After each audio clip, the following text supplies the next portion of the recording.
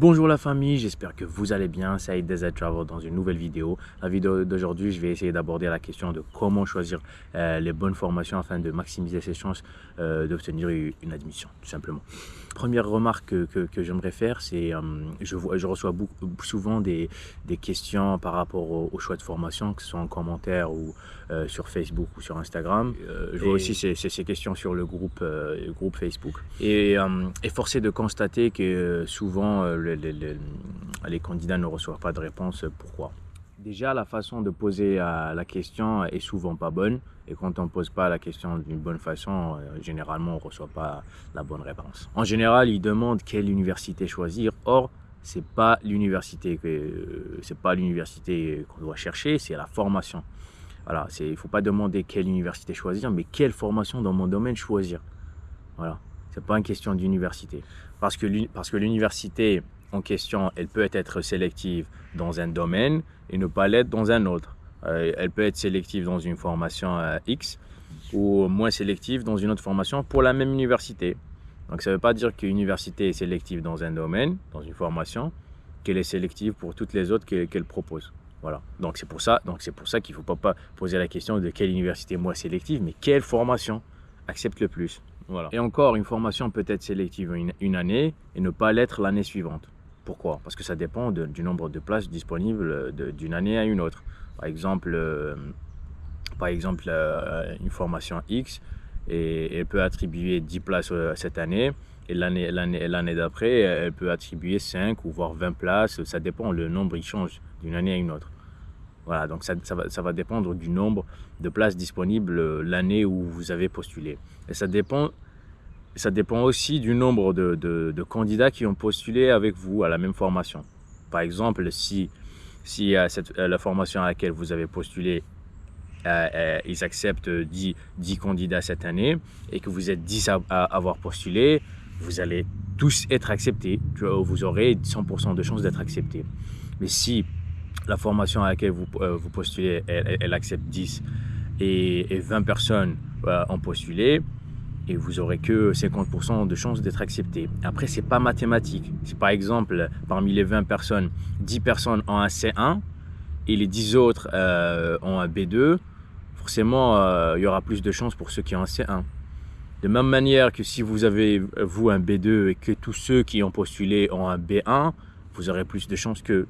Donc voilà, donc ce n'est pas une science exacte. Donc ça dépend d'une année à une autre. Vous pouvez postuler pour une formation cette année et ne pas être accepté, et postuler l'année d'après pour la même formation et être accepté, parce que soit vous avez postulé avant les autres, ou cette année ils ont augmenté le nombre de places à attribuer, ou bien le nombre de demandes a diminué pour une raison X. Voilà, donc c'est tout ça qui rentre en considération. C'est pas parce que vous n'avez pas été accepté cette année pour une formation que vous n'allez pas être accepté l'année qui suit. Voilà, et je vous le dis par expérience. Donc je reviens à ce que j'ai dit sur les gens qui doivent demander quelle formation choisir, mais pour choisir les bonnes formations, il faut faire un travail de recherche. Et vous ne pouvez pas attendre des gens qui voient votre publication de faire la recherche à votre place. Parce que chaque année, il y a des formations qui ouvrent, qui ferment. Et les prérequis, des fois, une année, ils demandent B2, l'année qui suit, ils demandent C1. Les prérequis, des fois, ils changent. Donc, vous ne pouvez pas attendre des gens qui fassent la recherche à votre place. Parce que pour choisir les bonnes formations, il faut un travail énorme de recherche. Il faut aller sur leur site, voir les prérequis, et faire une liste de toutes les formations auxquelles vous pouvez postuler, et regarder les prérequis et tout ça. Donc vous ne pouvez pas, quand vous publiez, attendre des gens qui fassent une recherche et qui reviennent vers vous vers la publication et vous répondre. C'est impossible, c'est impossible. Donc les gens n'ont pas que ça à faire. Après, si vous pouvez pas ou vous n'avez pas le temps de faire cette recherche, il faut donner votre dossier à quelqu'un qui le fera à votre place, tout simplement. Parce que les choix, on les fait pas comme ça. On les fait pas par université, on les fait par formation, et on les fait pas après avoir fait une recherche. Et ça change d'une année à une autre. Par exemple, pour ma part, pour nous, les candidats qui font les procédures chez nous, le temps dépensé pour faire les choix, il est énorme. Il est énorme. Le temps de recherche, il est considérable parce que surtout quand un candidat a un B2 et que tu dois faire les recherches et essayer de trouver toutes les formations qui ne demandent que B2. Après, oui, après pour les L2 jusqu'au master, ils ont 7 choix et généralement, c'est difficile de trouver cette formation qui accepte qu'avec B2. Après, ça ne veut pas dire que s'ils demandent un C1, que forcément vous n'allez pas être accepté avec B2. Encore une fois, ça va dépendre des gens qui ont postulé à la même formation. Donc, s'il y a beaucoup de gens qui ont postulé et qui ont meilleur cursus, meilleur TCF, etc., forcément, vous aurez moins de chance. Après, s'il y a des gens qui ont un B2 et toutes les personnes qui ont postulé avec vous ont un B2 comme vous, après, ça va dépendre de l'entretien, ça va dépendre du dossier, etc. Après, pour les L1, c'est plus ou moins facile parce qu'on a de l'expérience et tout ça. Avec le temps, on sait à peu près les universités qui acceptent et moins que d'autres. Ça vient avec l'expérience. Mais après, encore une fois, une chose très importante que j'aimerais dire pour les L1, ça c'est très important, c'est que c'est pas parce qu'on a un 15 ou un 18 de moyenne qu'on peut choisir tout et n'importe quoi, tout ce qu'on veut. Moi, d'expérience, on a fait beaucoup de dossiers pour les nouveaux bacheliers qui avaient très bonnes moyennes. Et je les conseille toujours de ne pas se focaliser sur que les grandes universités. Moi, par exemple, l'année dernière, j'ai eu une fille qui avait 18 de moyenne. 18 de moyenne, je crois. Et elle a voulu postuler que pour Paris, Sorbonne, etc. Après, j'ai conseillé de ne pas postuler que pour les grandes universités sur Paris. Après des fois, les candidats, ils te disent non, je veux que Paris parce que j'ai de la famille, je ne peux pas aller ailleurs. Ok, d'accord, mais après, il faut savoir une chose. Pour la Sorbonne, il y a que les places sont très très réduites. Il n'y a pas que les Algériens qui y postulent. Donc même si vous avez un 18 de moyenne, il faut savoir qu'il y a peut-être 20 autres personnes qui ont 18 de moyenne qui ont postulé avec vous. Donc si vous postulez juste si vous postulez que pour les grandes universités à Paris, et vous risquez d'avoir que des refus même avec un 16 de moyenne, 18 de moyenne. Donc il faut faire attention. Par exemple, j'ai un candidat l'année dernière qui avait 9 de moyenne, je ne me souviens plus de la virgule.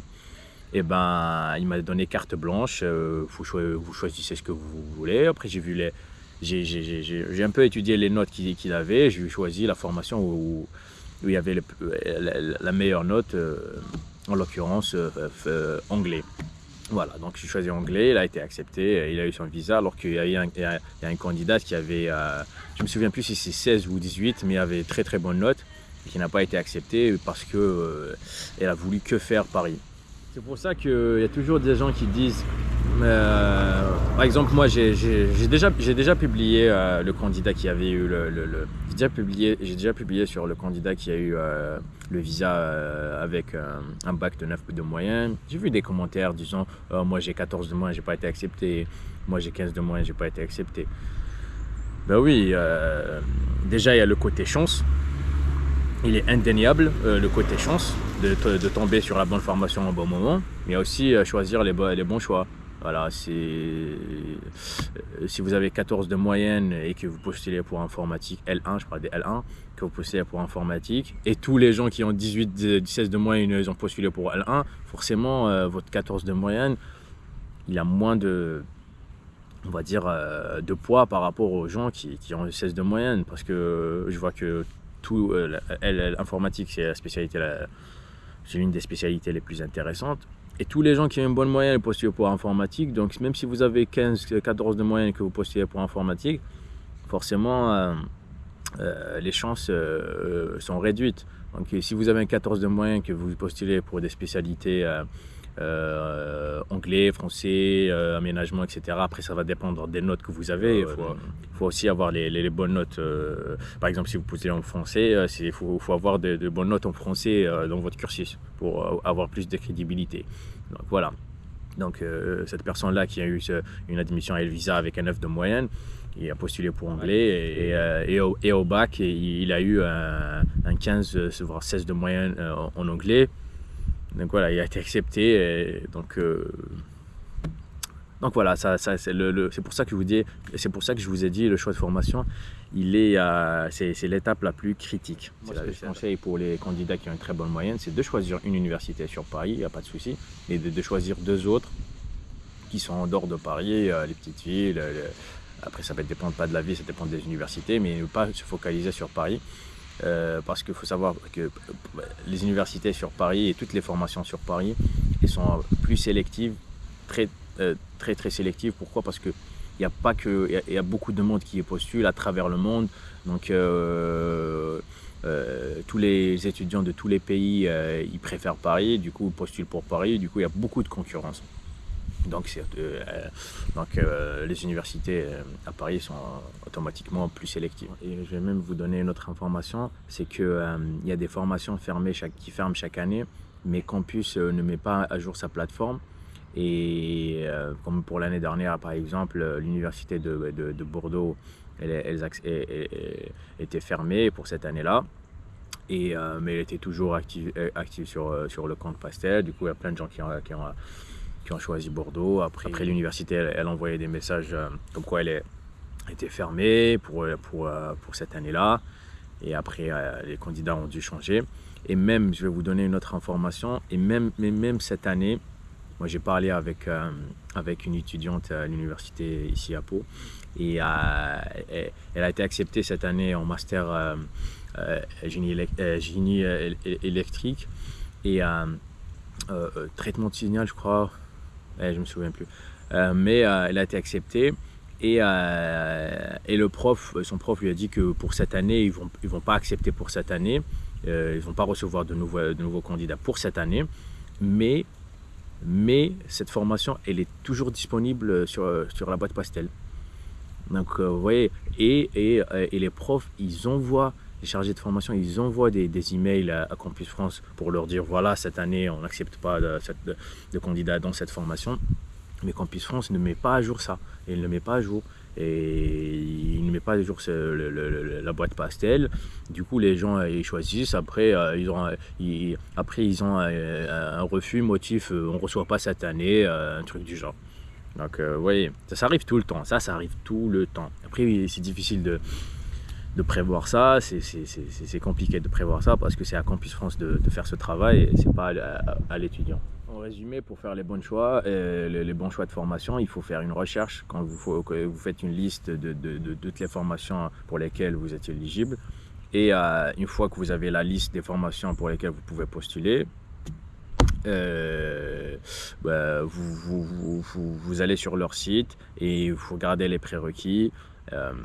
Et voilà, après vous choisissez par rapport à ça. Et bien sûr, vous pouvez demander sur les groupes et tout ça. Mais c'est difficile d'avoir des réponses très précises. Après, pour les gens qui demandent s'ils peuvent changer de spécialité, oui, vous pouvez changer de spécialité, mais pas de domaine. Vous ne pouvez pas passer de l'informatique à la biologie. Après, si vous êtes en biologie moléculaire, je ne sais pas quoi, vous pouvez changer la spécialité en master. Par exemple, il y a des masters par exemple, en sciences de la Terre, en géologie, master géologie par exemple. Et les prérequis de ce master-là, ils vont vous dire les prérequis ayant une licence en géologie, en géophysique, en sciences de la Terre. Donc tous les licenciés des différentes spécialités du domaine, ils peuvent postuler à cette spécialité-là. Même en géographie et aménagement du territoire, il y a des masters où vous allez avoir les prérequis, c'est avoir une licence en génie civil, en sciences de la Terre, voilà. Donc si vous voyez que dans les prérequis, vous avez une licence en génie civil et dans les prérequis, ils demandent une licence en géophysique, vous pouvez postuler pour une autre spécialité. Voilà. Donc voilà, j'espère avoir été d'une aide précieuse. Et si vous avez des questions, vous les mettez en commentaire. Si vous voulez faire les démarches avec nous chez notre agence, vous avez les liens Facebook et Instagram en description. Si vous avez des questions, vous les mettez en commentaire. Donc voilà, mettez des j'aime, partagez, abonnez-vous, faites ce que vous voulez. Et prenez soin de vous et à la prochaine.